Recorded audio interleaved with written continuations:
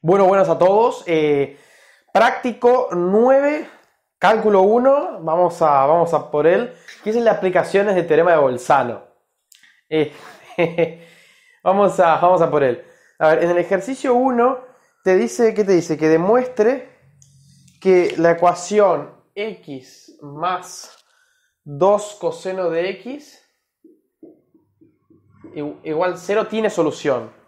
Para ver que esto tiene solución, lo que tienen que justamente es encontrar un x1 para el cual esto va a ser o negativo o positivo y un x2 para el cual, en el caso de si este es negativo, este va a ser positivo y este va a ser negativo. O sea, tienen que entrar dentro de las hipótesis del teorema de Bolzano.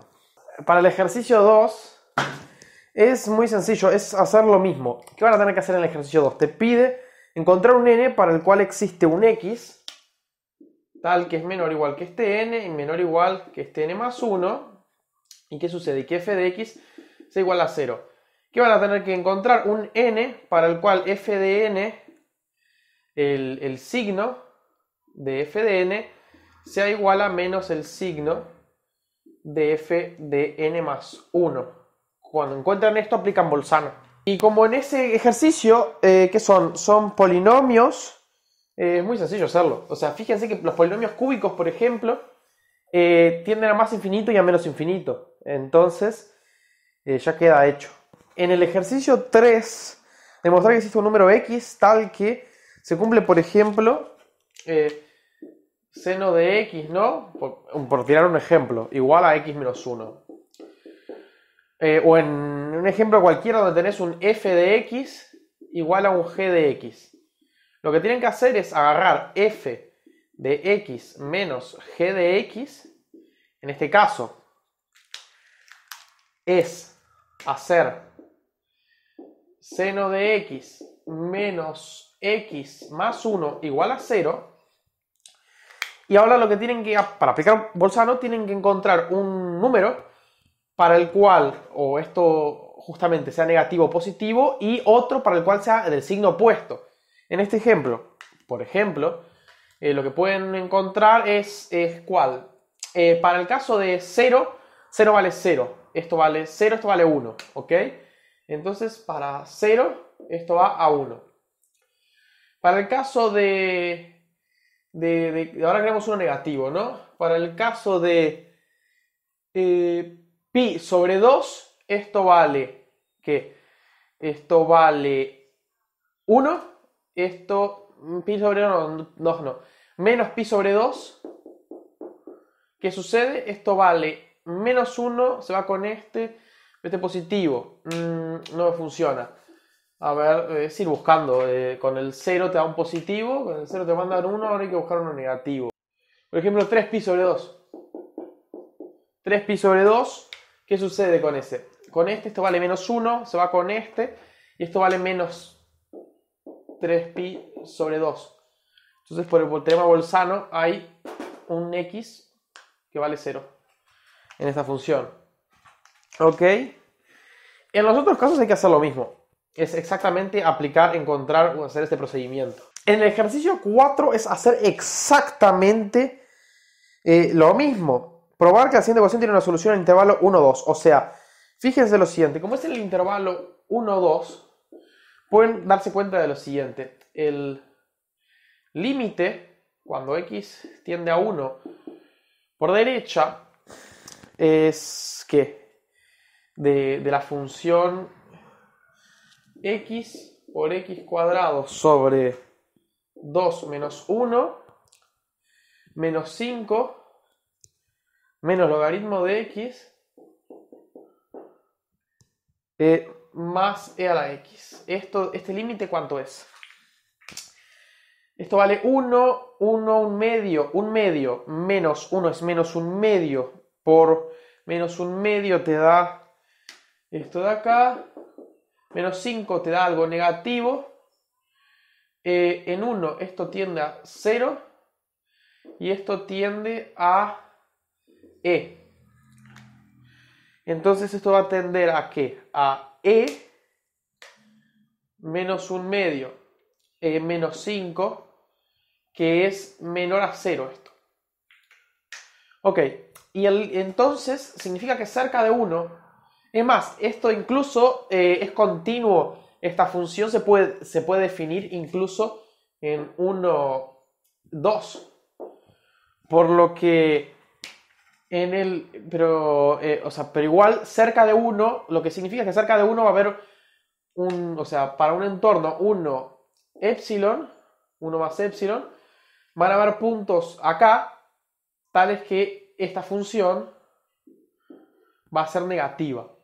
¿Y qué pasa con el límite cuando x tiende a 2 menos? Te va a pasar que te va a quedar positivo este límite y por lo tanto tiene que haber uno en el medio que valga 0. Por el mismo argumento, va a haber un 2 menos otro epsilon, tales que los números acá son positivos por continuidad y los números en el 1 más epsilon son negativos. Por lo tanto, si vos tenés en un intervalo abierto un conjunto de puntos negativos, un conjunto de puntos que vale positivo y la función es continua, va a haber inevitablemente un punto por acá que va a valer 0. Por el teorema de Bolzano. Ejercicio 5 es exactamente lo mismo. Mostrar que tiene al menos una solución, aplicar teorema de Bolzano. Que tiene 2, va a tener que aplicar Bolzano 2 veces. ¿Cómo es esto? Si yo tengo dos puntos donde, por ejemplo, uno vale positivo y otro negativo, va a haber un 0. Y si además demuestro que acá hay otro que vale positivo, acá va a haber otro 0. Y si además demuestro que acá hay otro que vale negativo, acá va a haber otro 0. ¿Ok? Ejercicio 6. Dados A y B positivos, probar que la ecuación tiene al menos una solución en el intervalo menos 1, 1. Es hacer exactamente lo mismo. Porque como A y B son positivos, no cambian el signo de las dos fracciones que hay.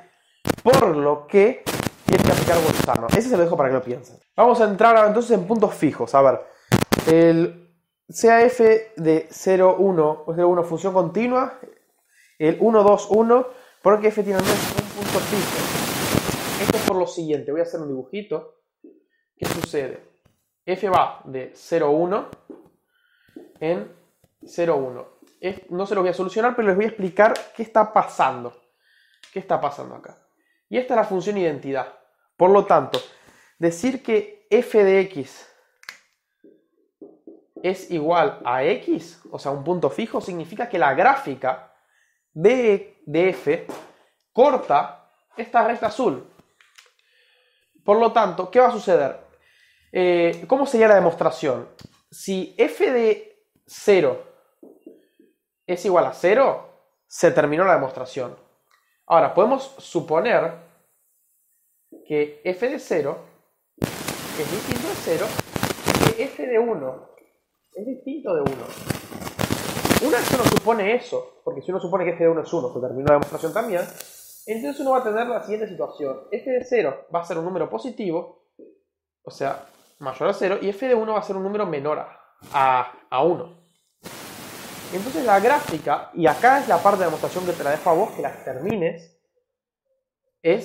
como es continua, va a tener que hacer así. Pero en algún momento, si te fijas, va a tener que cruzar esta recta azul.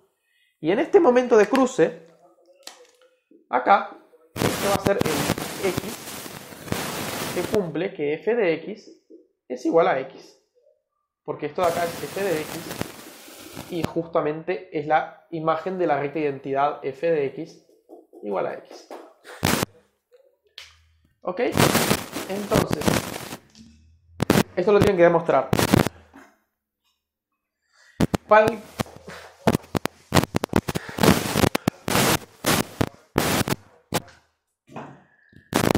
el caso de f de RNR, función continua monótona decreciente, porque f tiene menos un punto fijo, pasa exactamente lo mismo. Le voy a mostrar el dibujo. Y lo siguiente, ¿qué tengo? Tengo f de RNR, función continua monótona decreciente. Entonces, lo primero que tienen que darse cuenta es que f en 0 puede valer tres cosas. La primera es puede valer 0. Pero en ese caso, la demostración ya queda terminada. Porque si f de 0 es igual a 0, ya está. Entonces puede pasar dos cosas. O que f sea positivo o que f sea negativo. Si f de 0 es positivo, como es monótona decreciente, fíjate qué va a pasar. Esta es la recta identidad, ¿no? Entonces, como es decreciente, en algún momento va a empezar a bajar, no puede subir, puede mantenerse igual, pero fíjate que obligadamente va a tener que cruzar la recta. ¿Qué pasa si f de 0 es negativo? ¿No? Porque acá la recta identidad sigue así. Por lo que puede perfectamente hacer así y nunca cruzar la recta. Bueno, pero pasa que en el pasado, si vamos para este lado, tiene que subir. Fíjate que está obligada a subir. Por lo que también va a tener que cortar. ¿Ok? Entonces tienen que demostrar por qué ese corte es inevitable usando Bolzano. Dar un ejemplo de una función RDR continua y sin puntos fijos se lo dejo a ustedes. Veamos ahora extremos absolutos y teorema de Weierstrass. A ver, en el ejercicio 1 tienen que utilizar el sentido común como es lo que ya saben de analizar funciones. Por ejemplo, ¿qué me refiero con sentido común? Por ejemplo, x cuadrado más 2 es una función, es una traslación positiva de una función que siempre es positiva y su mínimo es 0. Entonces, esto evidentemente, x cuadrado, ¿qué hace? Así, y el mínimo está en 0. Es mayor o igual que 0. Y por lo tanto, si usted tiene una función f de x que es mayor o igual que 0 para todo x, si existe un x1 tal que f de x1 es igual a 0, por definición, hay mínimo y el mínimo es 0. Entonces, en este caso, el mínimo va a ser 2. Pero, ¿qué sucede con los otros casos? Fíjense que van a ahí tener que analizar funciones ustedes. Normalmente las primeras son polinomios, después está seno cuadrado de x, después hay un valor absoluto, que ahí hay que tener que usar lo que les acabo de decir. Y después hay algunas fracciones que son muy interesantes. Por ejemplo, vamos a analizar x cuadrado menos 1 sobre x cuadrado más 2, más 1. Fijémonos lo siguiente. ¿Qué sucede en este caso? Estamos pidiendo en todo R. Esto de acá nunca se anula. Y este sí se anula. Y hay que ver una cosa. ¿Esto qué es? Esto funciona, ¿cómo funciona el signo de esto? Tiene una raíz en menos 1 y una raíz en 1. Y para acá es positivo, negativo, positivo. Por lo tanto, y esto de acá, ¿cómo funciona? Siempre es positivo. Por lo tanto, esto va a ser 0 acá, positivo, negativo, positivo. Y además, veamos el límite en infinito.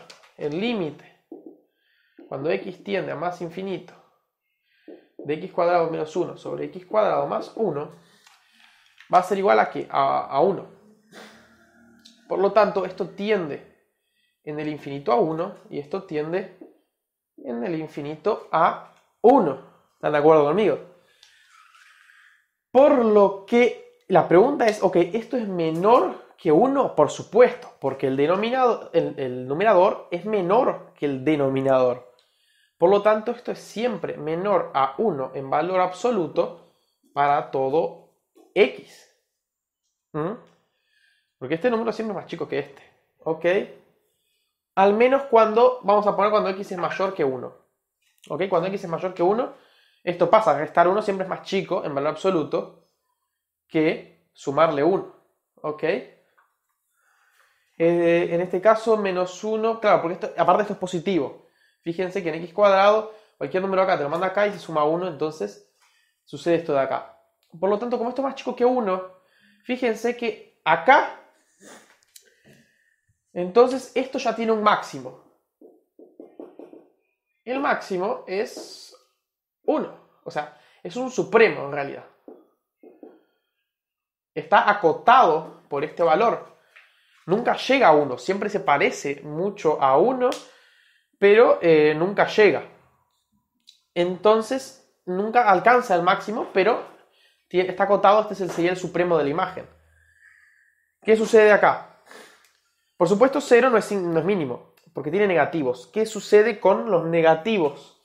¿Tiene algún mínimo? Esa es una buena pregunta. Bueno, vamos a analizar qué sucede. En el caso de los negativos, o sea, cuando x está acá, ¿qué sucede en el 0? En el 0, esta función, fíjense que es simétrica. Es simétrica. Entonces, acá que vale menos 1. es menor, y entonces por eso es que acá justamente puede pasar lo opuesto. Acá por eso x mayor que 1. Ven que acá da menos 1. ¿Qué sucede? Acá vale menos 1, por lo que hace una cosa así, tiende a 1, y acá hará una cosa así. Como es simétrica, la pregunta es, ok, y aparte se ve que crece en estos extremos. Así que la pregunta es, ¿hay alguno más chico que menos 1? Bueno, fijémonos qué pasa. ¿Qué pasa con esto de acá? X cuadrado menos 1 sobre x cuadrado más 1. Fijémonos si siempre es menor o igual que 1. Bueno, esto va a ser cierto si y solo si. ¿Qué pasa? X cuadrado menos 1 es menor o igual que x cuadrado más 1. La pregunta ¿es esto cierto? Estamos suponiendo que x es incluso menor a 1. En el caso de que x sea menor a 1, ¿qué sucede? En el caso de que x sea menor a 1, esto va a ser negativo. Por lo tanto, esto va a ser positivo. Esto es igual que x cuadrado más 1, por supuesto.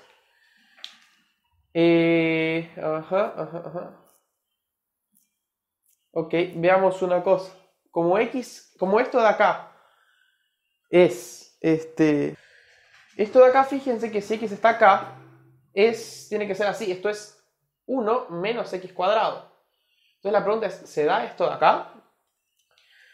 Y la respuesta es, esto se da si y solo si 2x cuadrado, lo paso, es mayor o igual a 0.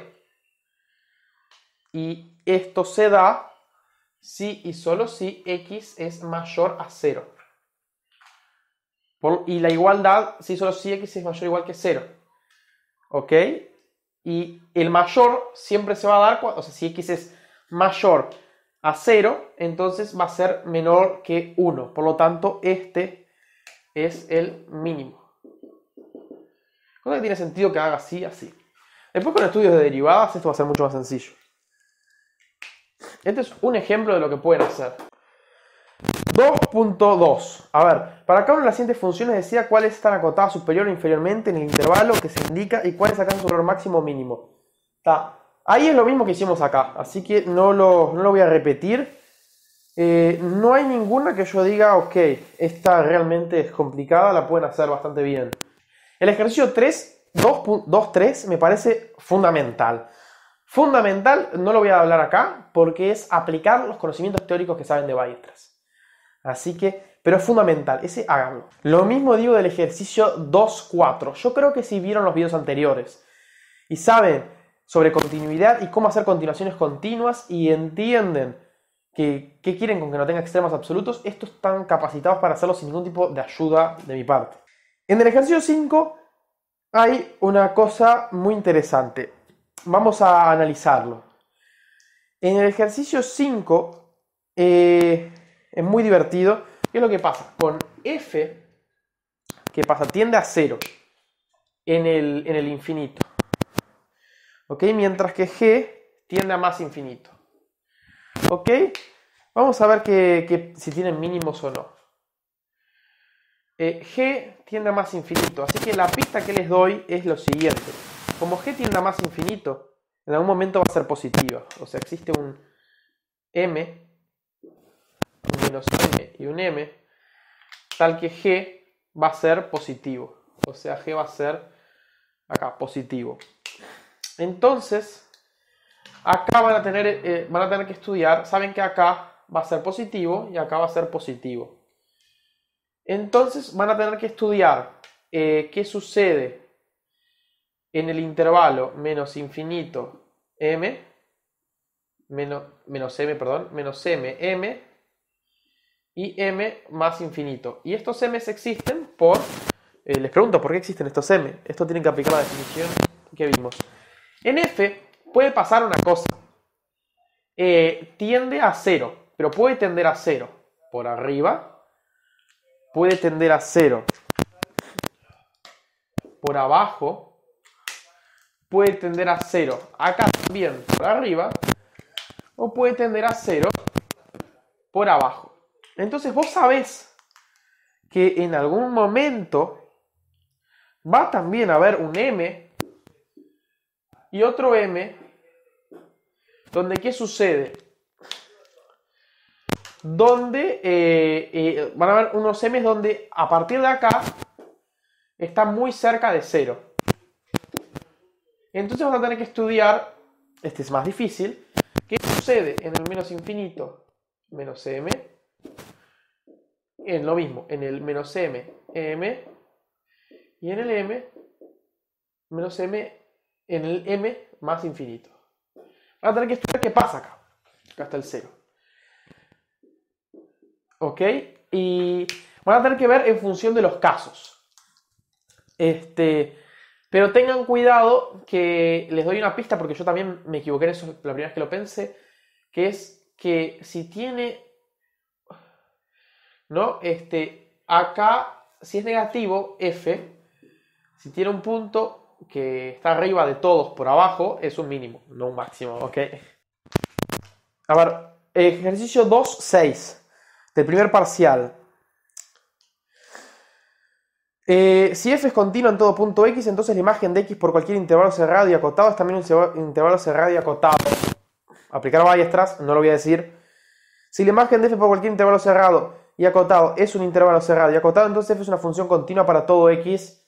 No lo voy a decir tampoco. Entonces, ahí tienen que ver ambos enunciados verdaderos, enunciado 2. O sea, este ejercicio me parece que está buenísimo, háganlo. Vayamos ahora a las aplicaciones. Si f es la función que le asigna a cada punto del planeta Tierra su temperatura, asumamos que la Tierra tiene forma esférica perfecta y que la función f es continua. Discutir si la siguiente afirmación es verdadera. Existen dos puntos antipodales diametralmente opuestos en la esfera que tienen la misma temperatura. Yo quiero comentar de este ejercicio que está buenísimo. Porque aparte les voy a contar algo más que no tiene este ejercicio, que es más complejo, se ve en matemática y en una materia que se llama topología algebraica, y es un agregado que voy a agregar, pero primero vamos a este ejercicio. Existen dos puntos antipodales en la esfera. Ok, tengo la temperatura, T de x, y x es la posición en la esfera. O sea, queremos demostrar que existen dos puntos antipodales diametralmente opuestos que tienen la misma temperatura. Vamos a ver si es cierto, vamos a intentar demostrarlo. ¿Cómo podríamos hacerlo, no? Quisiéramos ver dos puntos antipodales, es una recta que pasa por este origen, ¡ay, qué maldita! Tal que acá y acá valen lo mismo. Ya les adelanto que es cierto. Y ya les adelanto que vieron que tiene una función continua. O sea, en el fondo para cualquier función continua hay dos puntos antipodales. Ya les adelanto que es peor aún. Es para dos funciones continuas. Esto es un teorema más fuerte aún, que te dice que para dos funciones continuas hay dos puntos antipodales que son iguales en las dos funciones continuas a la vez. O sea, puede ser temperatura y presión atmosférica, por decir algo. Temperatura y densidad bacteriana. Lo que sea. Es peor aún en la esfera. Pero vamos a demostrarlo solo para una. Ok. Fíjate que en un círculo tengo que t sub 1 y tengo t sub 2. Entonces voy a tomarme la función t1 menos t2. Entonces puede pasar una cosa, que las temperaturas sean iguales, y por lo tanto gané, o que sean distintas. En el caso de que sean distintas, o es positivo o es negativo esto. Vamos a suponer que es positivo. Si supongo que es positivo, entonces empiezo a variar, a girar así. ¿Ok? Si supongo que es positivo, ¿qué sucede? Yo sé que si me lo tomo al revés, o sea, me lo tomo, ¿no? Este ángulo, tengo este ángulo θ. Si me lo tomo al revés, o sea, me tomo menos θ, o sea, si esto t de θ es mayor a 0, t menos 1 menos t2 de menos θ, o sea, tomar este y restar este, es menor a 0. Por lo que en algún momento, como es continuo, o sea, tomar un punto de un ángulo y restar este con este, es continuo, en algún momento va a tener que valer 0. Y en el propio círculo funciona. ¿No? Fíjense que si yo voy variando, esto es positivo, positivo, positivo, positivo, positivo, esta resta. Y en algún momento, si yo hago así, esto va a ser negativo. Entonces en algún momento acá tiene que valer 0. Y ni siquiera lo hice en la esfera, lo hice en un círculo. Y como les dije, en la esfera sucede algo peor aún. Es para dos variables incluso. 3.2. Un reloj averiado marca inicialmente el tiempo T0. El reloj se puede adelantar o atrasar, pero cuenta con exactitud cada periodo de 12 horas. Es decir, pasadas las 12 horas el reloj marcará un tiempo T0 más 12 horas. Demuestre que en algún momento el reloj da la hora correcta. O sea, un reloj averiado marca inicialmente un tiempo T0. La hora exacta. Vamos a dibujarlo entonces. El reloj está marcando un T0. ¿Ok? Y la hora exacta es esta. ¿Ok? Un T verde. Es una broma con los T's. Ay, qué mal. Y sabemos que cada 12 horas el reloj puede adelantar o atrasar, pero cuenta con exactitud cada periodo de 12 horas. Es decir, pasadas 12 horas el reloj marca un tiempo T más 12 horas. O sea, cada 12 horas el reloj vuelve a su posición inicial, sin ningún problema. O sea, da un giro entero. Demuestre que en algún momento el reloj da la hora correcta. Y el otro es el T. El T verde es el T correcto. Es el T correcto. Mostrar que en algún momento da la hora correcta. O sea, esto da una vuelta. Y como veo, a ver, mi preocupación es si se mueven los dos a la vez, ¿no? Nunca va a dar la hora correcta. A ver, si el T0 es el correcto inicialmente, ya está. En el momento es el inicial. O el T0 más 12. Si ahora el inicial y el correcto difieren, no sé, no me queda claro. Capaz que alguno de ustedes me lo puede solucionar en los comentarios. Pero si los dos se mueven a la vez, no veo que se corten en ningún momento. 3.3. Suponga que tiene un resorte colgado desde el techo. Ok, no sé por qué tendría yo un resorte colgado desde el techo. Y lo estira hacia abajo. ¿Es cierto que algún punto del resorte quedará en su posición? Supongo que este tiene un resorte colgado desde el techo y lo estira hacia abajo. ¿Es cierto que algún punto del resorte quedará en su posición original? Entonces yo tengo un resorte y lo estiro hacia abajo. ¿Es cierto que algún punto será fijo?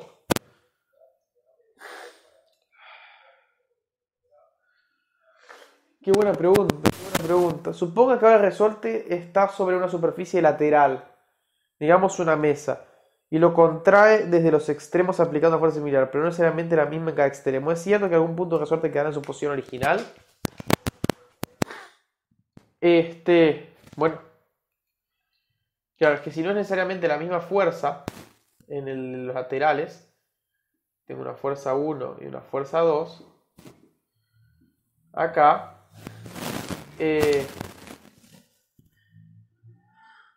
seguro, acá, bueno, el resorte no lo voy a pensar así, ¿no? Vamos a pensarlo en...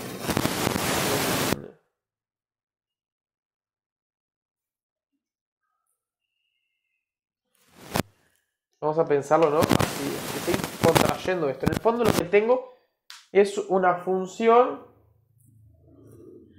que me transforma el segmento en un segmento más chico, donde estos los contrae. O sea, tengo una contracción. Sí, es cierto que hay un punto que va a mantenerse fijo. ¿Por qué? Fíjate que en el fondo lo que tenés, en este caso, es una función que te manda el segmento, por decir algo, 0, 1, en un segmento, no sé, AB. ¿Ok? Pero con el... O puedo considerar el 0A, por decir algo. O sea, si lo hago así a la vez, es AB, pero no, ¿qué sucede? ¿Qué tendría que pasar? Si esto tendría que ser lo suficientemente grande, mayor que 1, o sea, y como A y B están entre 0 y 1, ¿qué va a suceder? Tengo una función continua que empieza en 0 y este lo manda a A. Y 1 lo manda a B, que es más chico que 1. Entonces, como es una función continua, que lo manda acá va a tener que cortar. Tengo una función continua, ahí va, y como es una contracción, siempre va a ser menor o igual que su posición original. O sea, si esto de acá va a estar más chico que esto de acá. Entonces sí, tiene que cortar. Fíjense los detalles ustedes. En este caso sí. En este caso es lo opuesto, ¿no? Estoy estirando. Entonces les dejo la pregunta, ¿no? Si yo parto de 0,1 y ahora lo estiro, o sea, tengo una función de A, B, de menos A B con el 0,1 incluido. Si puedo... En realidad incluso está pegado esto, o sea, y lo estiro a un coso B. La pregunta es, ok, si yo tengo una función continua de esto en esto, donde el 0 lo manda en el 0, pero vamos a considerar que el 0 no está, para que tenga gracia.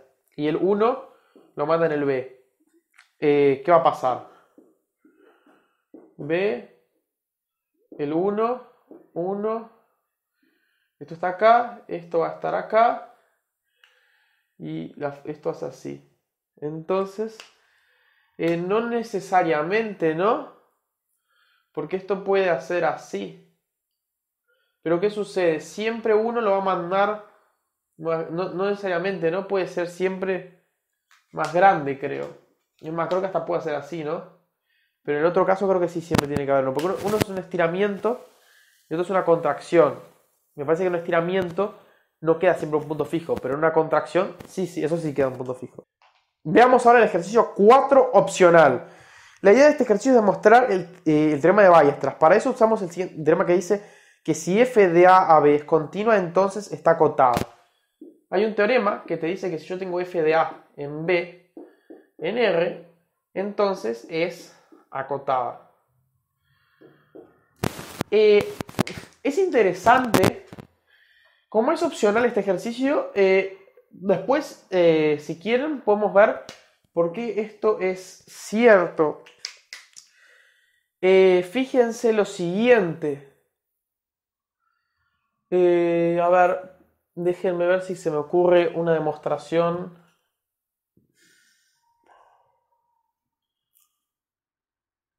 Si se toma en este conjunto. O sea, supongamos, por absurdo, que no está acotada. Por lo que entonces, claramente yo no puedo hablar de sucesiones acá. Así que a ver si se me ocurre alguna forma. Por lo que la imagen de F,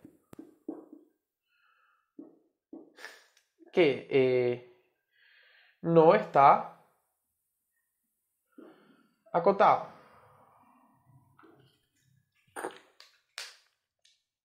¿No? Como no está acotada, entonces no tiene, por ejemplo, o sea, como no está acotada, voy a suponer que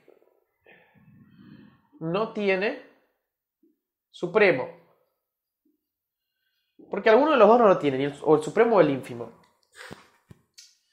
Entonces, como no tiene supremo, para todo conjunto que yo me tome, o sea, como no tiene supremo, ¿qué va a suceder? Es un conjunto que hace así. O sea, para todo m que yo me tome, siempre van a haber puntos acá arriba. Entonces, yo sé que la imagen de f es igual ¿A qué? A la unión de los m perteneciente a los enteros, tal que f de x, son los f de x, tal que de los f de x menor o igual a m, mayor o igual a m, no, tales que x pertenecen a AB. ¿Ok? O sea, para cada m tengo los que son más grandes y esto está acá. Pero ¿qué sucede? Como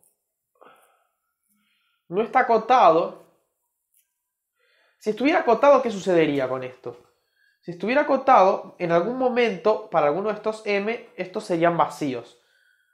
Pero no, o sea, como no tiene supremo, en algún momento siempre van a haber números ahí. Entonces, ¿qué sucede? Esto es igual, pero yo tengo que, entonces, yo tengo que AB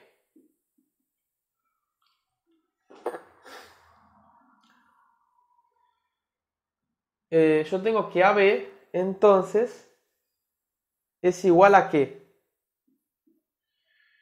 A la unión de los m perteneciente a z de los x tales que f de x es mayor o igual a m. ¿No? O sea, de los x tales que f de x es mayor o igual a m. F está definida acá. Entonces, tengo que es la unión. ¿Esto qué es? Esto es f menos 1 ¿de qué? De m más infinito. Que es un intervalo. Como es un intervalo, fíjense que toda función continua y tenemos que para infinitos, tenemos acá infinitos intervalos.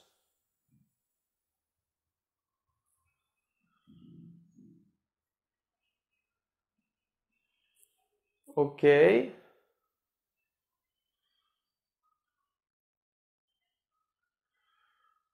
¿Qué pasa ahora si yo me tomo esto de acá?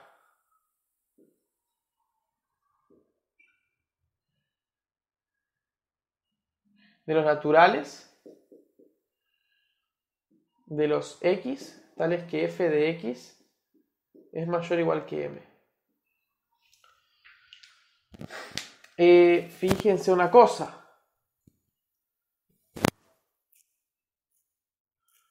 ¿Qué pasa con esto de acá? Sé que cada uno de estos es no vacío. ¿Y qué sucede?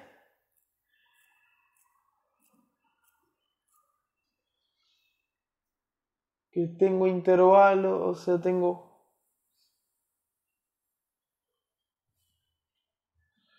Puede ser que esté utilizando mal mi tiempo porque acá puedo caer en cosas que no vieron y no me entienden. A ver... Entonces, este conjunto,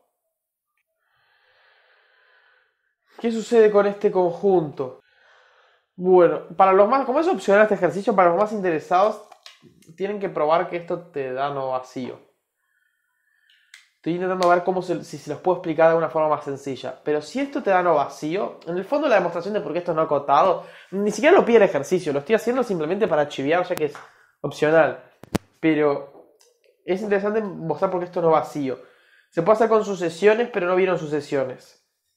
Pero para los más interesados, se hace con sucesiones. ¿Qué más? ¿Qué más? Pero está, y como se llega a que esto no vacío, entonces es un absurdo, porque tendría que darte infinito ese número.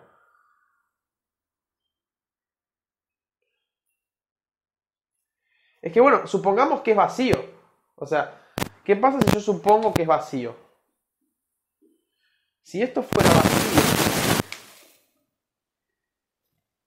eh,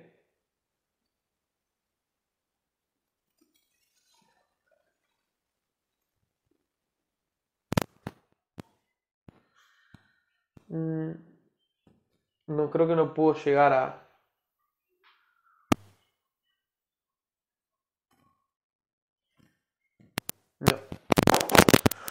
No, no puedo bajar más de este nivel.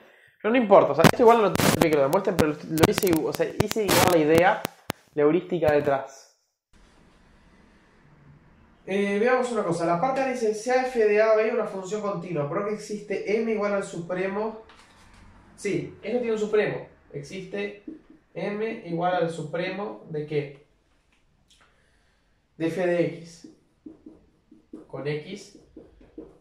¿Esto por qué? Porque está acotado. La prueba continúa por absurdo. Supongamos que no existe un x, tal que f de x es igual a m.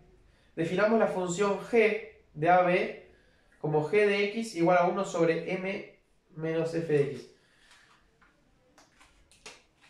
Me tomo 1 sobre m menos f de x. Ok, como esto no hay ninguno x, yo supongo que es supremo y no máximo, supongo que no es máximo, entonces esto de acá es mayor a 0 para todo x. ¿Qué sucede después? Deducir que g es continua y que está acotada. Es continua, por supuesto, y está acotada, por supuesto, porque f está acotado. Entonces, ¿qué sucede? 1 sobre m menos f de x. ¿Qué sucede? Esto es igual a 1 sobre m menos f de x, que sabemos que m menos f de x es menor o igual a qué. Es mayor o igual, es menor o igual a es menor o igual a m, pero es mayor o igual a qué. Es mayor a 0.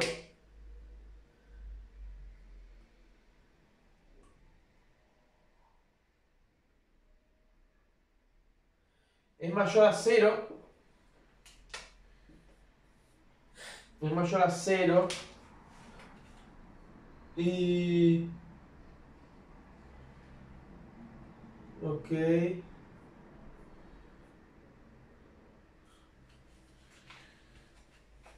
No sé que es continua y que está acotada. Es menor a 0 y menor a m. Está acotada por 0 y por m. Por lo tanto, 1 sobre m menos f de x es menor a más infinito.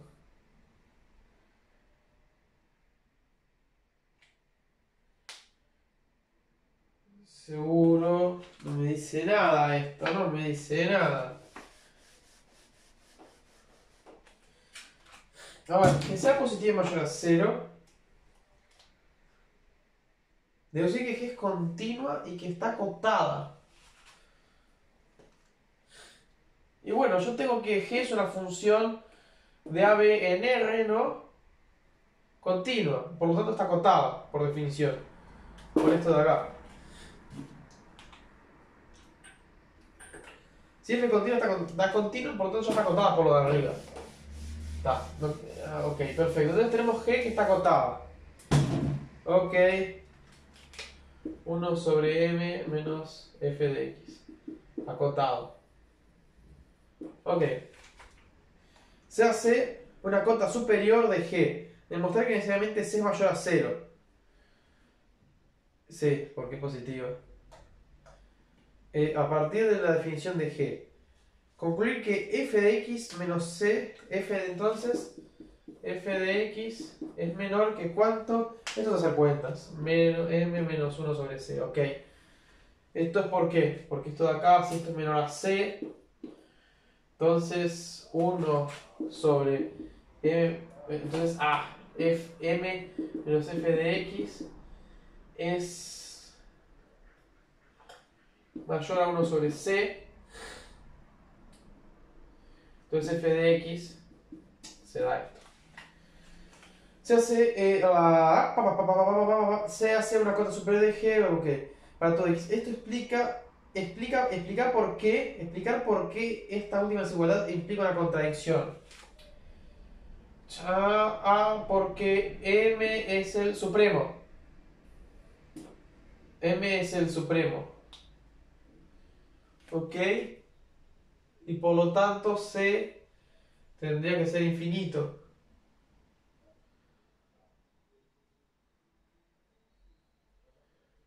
Ok. Ok. Exacto. Porque entonces M es igual a M menos C menos 1 sobre C. Y por lo tanto 0 es igual a menos 1 sobre C. Por lo que entonces C es igual a infinito. Absurdo. Concluir que debe existir un x en AB tal que f de x igual al mínimo. ¿Por qué esto quiere decir que f tiene máximo absoluto en AB?